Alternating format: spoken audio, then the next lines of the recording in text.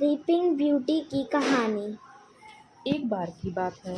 किसी बड़े राज्य में एक राजा अपनी रानी के साथ रहता था। उसके राज्य में प्रजा बहुत खुश थी। राजा अपनी प्रजा का ध्यान अच्छी तरह रखता था, इसलिए सभी लोग राजा और रानी को दुआएं देते थे। सब कुछ होने के बाद भी उन दोनों को बस एक ही बात का दुख था कि उनकी कोई संतान नहीं थी। रानी सूरज की पूजा करती थी। उसे पूरा विश्वास था कि सूरज देवता की कृपा से उसे जरूर संतान की प्राप्ति होगी। एक दिन राजा और रानी बगीचे में घूम रहे थे। बगीचे में एक तालाब था। दोनों तालाब के किनारे बैठकर प्रकृति का आनंद ले रहे थे। तभी वहाँ एक मेंढक आया और उसने कहा कि रानी को बहुत जल्द सूरज देव की कृपा से एक पुत्री की प्राप्ति होगी। मेंढक ने जो कहा था वो सच हुआ और उसी साल रानी को सूरज देवता की कृपा से खूबसूरत बेटी हुई। रानी को सूरज देवता के आशीर्वाद से बेटी प्राप्त हुई थी, इसलिए उसका नाम शमशाइन रखा गया। राजा ने उसके पैदा होने पर बहुत बड़ा उत्सव रखा और उसमें सभी को बुलाया, लेकिन गलती से काली परी को बुलाना भूल गया। जब सभी राजकुमारी को आशीर्वाद दे रहे थे, तभी काली परी आ गई और उसने गुस्से में राजा को श्राप दिया कि जब तुम्हारी बेटी 15 वर्ष की हो जाएगी, तब एक चरखे की कील चुभने से इसकी मौत हो जाएगी। इतना बोलकर वह गायब हो गई। राजा और रानी दोनों बहुत दुखी हुए। उनको दुखी देखकर सफ़ेद परी ने उसको सांत्वना देते हुए कहा कि चिंता मत करो, मैं इस श्राप को रोक तो नहीं सकती, लेकिन इसे कम कर सकती हूँ।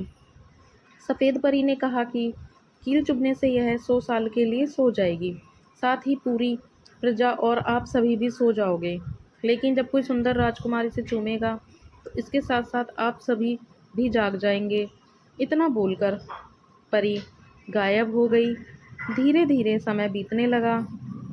राजकुमारी बड़ी होने लगी। वो समय भी आ गया जब राजकुमारी 15 साल की होने वाली थी। तभी राजा और रानी को किसी काम से राज्य के बाहर जाना पड़ा। वह एक दासी के भरोसे राजकुमारी को छोड़कर चले गए।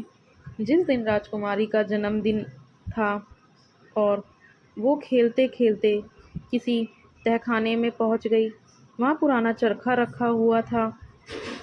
राजकुमारी ने जैसे ही उसे हाथ लगाया, उसमें लगी कील उसे चुभ गई और वो वहीं गिर पड़ी। सेवकों ने उसे बहुत ढूंढा और वो तहखाने में सोती हुई मिली। उन्होंने उसे जैसे ही उसे बिस्तर पर लेटाया, एक एक करके सभी सोने लगे।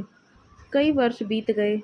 महल के चारों ओर जंगल और कटीली झाड़ियाँ उग गईं। महल तक पहुँचने का रास्ता बहुत कठिन हो गया था।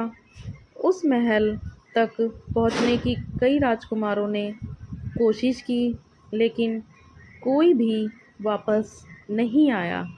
काली परी के श्राप के कारण सभी नींद में सो जाते थे। एक दिन उस महल की कहानी सुनकर एक सुंदर राजकुमार उस ओर आया, जो कई राज्यों को जीत चुका था।